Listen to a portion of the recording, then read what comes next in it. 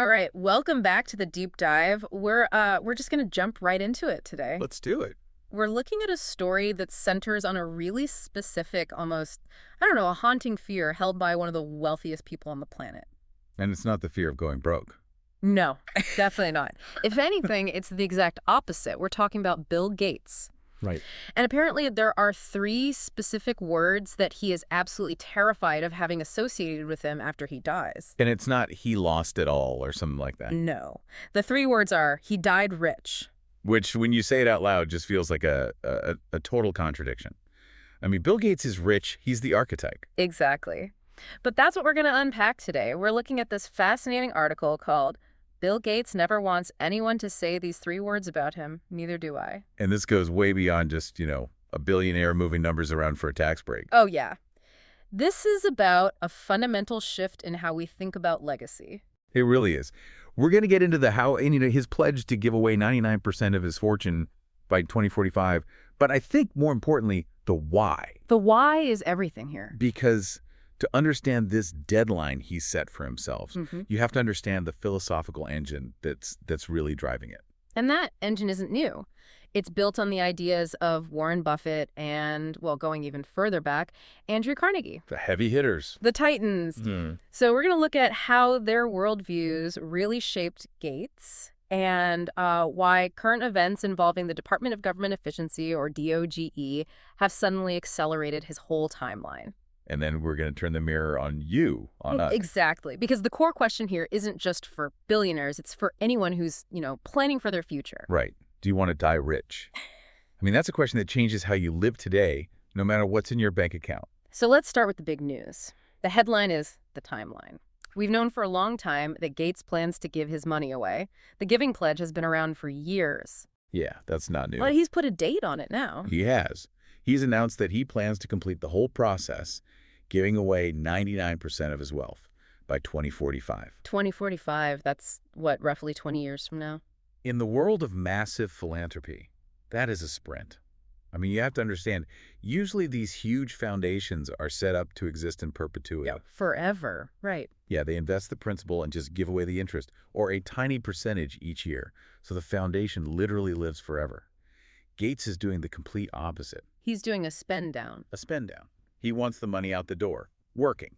And the source material we're looking at, it highlights a really specific trigger for this new urgency, doesn't it? It's not just that he's getting older. No, it's more immediate than that. He described the current global situation as, quote, an incredible emergency. He did. And this is where, the political landscape today really intersects with this philanthropic mission. For sure. The source explicitly cites DOGE, the Department of Government Efficiency, and their recent moves to just abruptly cut off funds for life-saving work. And this is a really crucial point to clarify for everyone. When we talk about these cuts, we're not talking about trimming administrative waste. No, not at all. We're talking about global health funding, things like malaria prevention, vaccines, the kind of stuff the Gates Foundation has spent decades building the infrastructure for. Exactly. So when a major government, like the U.S. government, pulls back its funding from those international initiatives, it just creates an immediate vacuum. It's not a slow leak, it's a sudden stop. A cliff. A cliff. And Gates sees this as a forcing function. If that public safety net shrinks, he feels his foundation has to sprint to fill that gap. To prevent catastrophic loss of life. Right. The logic is, I can't save this money for 2050 because the crisis is happening in 2026. The need is now. Precisely. He's accelerating the timeline because the need has accelerated. The source points out he's been thinking about speeding up his giving for years anyway, but these cuts acted as a real catalyst. It turned a long-term plan into an emergency. It's like a high-stakes game of catch-up. But, okay, let's step back from the immediate politics for a second and look at the philosophy here. Yeah. Because this idea that dying rich is bad, I mean, that didn't just start with Bill Gates. He didn't invent this moral framework out of thin air. No, he had mentors. And the most obvious one, of course, is Warren Buffett. The Oracle. And I think most people know they're best friends now. The bridge games, the trips to Dairy Queen. Right, the bromance is legendary. But the source points out that Buffett was influencing Gates way back in 1991, long before they were that close. Yeah, that's key. Gates read an article by Buffett in 91 that just, it frankly rewired his brain. And you have to remember, 1991, Bill Gates was in full empire-building mode. Oh, yeah. Microsoft was conquering the world. Accumulation was the entire name of the game. So what did he read that was so transformative? What was Buffett arguing? Buffett was arguing that leaving massive, massive sums of money to your children is essentially an act of cruelty, not an act of kindness. Which is so counterintuitive to how 99% of parents think. I mean, we're wired to provide security. Of course, if I leave them a mountain of cash, they'll be safe. That's the instinct. Right. But Buffett's perspective, and the one Gates fully adopted, is that you should leave them enough money to do anything, but not enough money to do nothing. Ah, that's the famous line. Enough to do anything, but not enough to do nothing. Exactly. It completely shifts the purpose of wealth.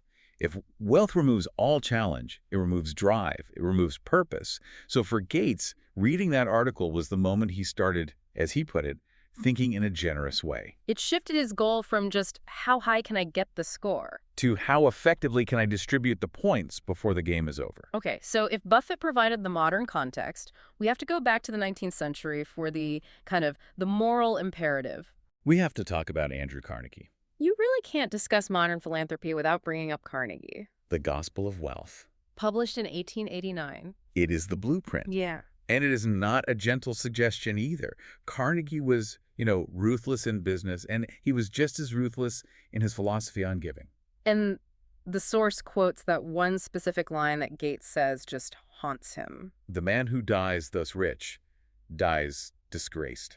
Dies disgraced. That is so heavy, it's not missed an opportunity. No, it's disgrace. It's a moral failure. So why such strong language? To understand it, you have to look at the three options Carnegie laid out for wealthy people. He said you have three choices. One, you can leave it to your family. Oh, we just covered. He hated that idea. He thought it just spoiled the heirs and burdened them. Okay, option two, you leave it to the public, but only at your death. You put it in your will. So you fund a library or a hospital, but only after you're gone. Exactly. And Carnegie rejected that too. He argued that if you wait until you're dead, you're just giving away what you can no longer keep. There's no virtue in it. No virtue, no sacrifice. Plus, you're relying on other people to administer it. And who knows if they'll get it right. Which leaves option three. Administering it during your own lifetime. Overseeing the distribution yourself. Carnegie believed the wealthy were basically trustees of the community's money. Huh, trustee. The community allowed you to get that rich, so you have a moral duty to return that value efficiently before you check out. So if you're still sitting on the pile when the clock runs out, you have failed in your duty as a trustee. You've failed. You've died disgraced. And that is exactly what Bill Gates is trying to outrun. He's approaching his 8th decade. He's looking at the calendar, he's looking at the sheer volume of assets he has, and he's realizing, if I don't sprint, I'm going to lose this race. It's a race against his own net worth, which is constantly growing. And I have to play the skeptic for a second here, because the numbers are just so astronomical. Go for it. Let's look at the reality of this poverty he's aiming for. His current net worth is listed in the source around $108 billion.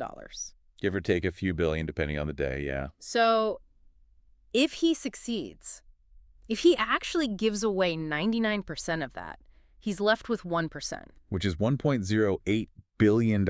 He's still a billionaire. He is. He still dies rich. He does. And the source material is very self-aware about this irony. It points out that even if Gates achieves his goal of not dying rich by his own standards, by the standards of literally every other person on the planet, he is still dying incredibly wealthy. Absolutely. So is this whole thing just semantics? Is he just playing a word game? I don't think so. I think the source makes a really compelling argument here. Rich is a relative term. Sure. To someone who's struggling to put food on the table, a middle-class retiree is rich. To that retiree, a decamillionaire is rich. It's always the person a few rungs up the ladder. Right. But the distinction the article makes is about intent and flow. It's about the mindset. Is the money stagnant? Is it being hoarded for some sense of power or security? Or is it being deployed? Is it in motion? Is it in motion? That the math might say Gates is still rich, but the action says he is trying to empty the tank before he goes. It's the difference between a dam and a river. He wants to be a river. That's a great way to put it. Okay, so we've established the billionaire context, but the article does something really smart at this point. It pivots to the reader. It pivots to you. It asks the question, Do you want to die rich? And this is where the conversation gets a little uncomfortable for, normal people, because unlike Gates, we don't have $100 billion to worry about. We have mortgages and tuition. And retirement accounts that we hope last. Right. And my immediate gut reaction to that question is, yes, absolutely, I do. I want to die knowing my family is secure. I want to die knowing I didn't run out of money at 85 and become a burden. And that is 100% valid. Mm. The source explicitly validates that point. It says for many, many people, dying rich, in the sense of having assets left over, is a noble goal. It represents security. It represents love. So Carnegie's disgrace rule doesn't really apply to the person who saved up to leave their grandkids a college fund. No, of course not. Carnegie was yelling at the titans of industry. But, and this is the big but, the article challenges us to look at where security ends and maybe hoarding begins. The enough point. The enough point, exactly. So let's say you're in a position where your kids are grown and self-sufficient. The house is paid off. You have your health covered. Your needs are met. Your needs are met. If you are still accumulating just to see the number go up, or if you're denying yourself experiences or denying your community help just to keep that safety blanket tight, that's where the question really hits home. And the author of the piece, she shares her own list, right? She admits she's probably never going to be financially rich by any Gates-like definition. Right. But she has this list of things she wants people to say about her legacy when she's gone. And not a single one of them is financial. She lists things like, I had a happy marriage. I made a difference to the people I loved. I changed lives with my writing. I traveled and learned. It's a list of impact, not a list of inventory. It completely forces you to redefine the word rich. Is a rich life one where you leave the biggest possible estate? Or is a rich life one where you exhausted your resources, your time, your energy, your love, and, yeah, your money to make the world around you better while you were still here? You know that saying, you never see a U-Haul behind a hearse. You can't take it with you. Classic. But I think Gates and this author, they're taking it a step further. They're not just saying, you can't take it with you. They're saying, don't just leave it behind. Send it out ahead of you. Use it now. See the impact now. Which brings up this really interesting tension between legacy and security. We tend to think of legacy as, the money we leave in the will. The number at the end. Right. But this article argues that true legacy is what you do while you're still breathing. Think about it this way. If you leave a charity $10,000 in your will, that's a great thing. But if you gave that same charity $10,000 today, you get to see what they do with it. You get to be part of the solution. And, just as importantly, maybe that money's needed now, like with the global health cuts, more than it will be needed in 20 years. There's that urgency again. Right. The urgency isn't just for billionaires.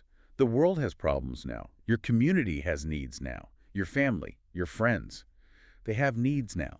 So let's bring this all back to the listener. We've gone from the stratosphere of Bill Gates and DOGE cuts all the way down to our own bank accounts. The author poses a challenge, asking us to write our own list. If he died rich or she died rich isn't on your list, what is? And I want to throw a final thought experiment out there. This is something that really struck me reading through this. Okay, let's hear it. We hold back because we're scared, right? We're scared of the future. We don't know if we'll need that money for a medical emergency or some rainy day. It's the scarcity mindset. It's totally natural. But just imagine this. Imagine you knew, for a fact, crystal ball style, that you were going to die rich, no matter what. You knew that no matter what you spent or gave away today, you would still have plenty left at the very end. You're 100% safe. Okay, so the fear variable is gone. The fear is gone. If you knew that, would it change how you act right now, today? That is a powerful question. Would you tip that server 50% instead of 20%? Would you write that check to the local food bank today instead of just thinking about it? Would you take your family on that trip now while everyone's healthy instead of saving it for someday? I mean, I think for most people, the honest answer is yes. Wow. Yes, I would be more generous. Yes, I would be less tight-fisted with my time, my money, everything. And so, if the answer is yes, I would act differently, then it forces us to ask, why aren't we? Are we letting a fear of a future that might not even happen steal the impact we could be having right now? We're all just waiting for some safe amount of money that never actually arrives. Because no amount ever feels truly safe. Exactly. Gates has $108 billion, and he's still worried about the timeline. It is never about the number. It's about the mindset. And that's the real takeaway, I think. You don't need billions to adopt the Carnegie mindset. You just need to decide that you're a trustee of your own resources, however big or small they are. And that your job is to put them to good use before your time is up. So as you go about your week, maybe think about those 3 words. He died rich. If that's not what you want on your tombstone, start spending down your wealth, whether that's your money, your time, or your kindness right now. Send it out ahead of you. That's it for this deep dive. Thanks for listening, and we'll catch you on the next one. Take care, everyone.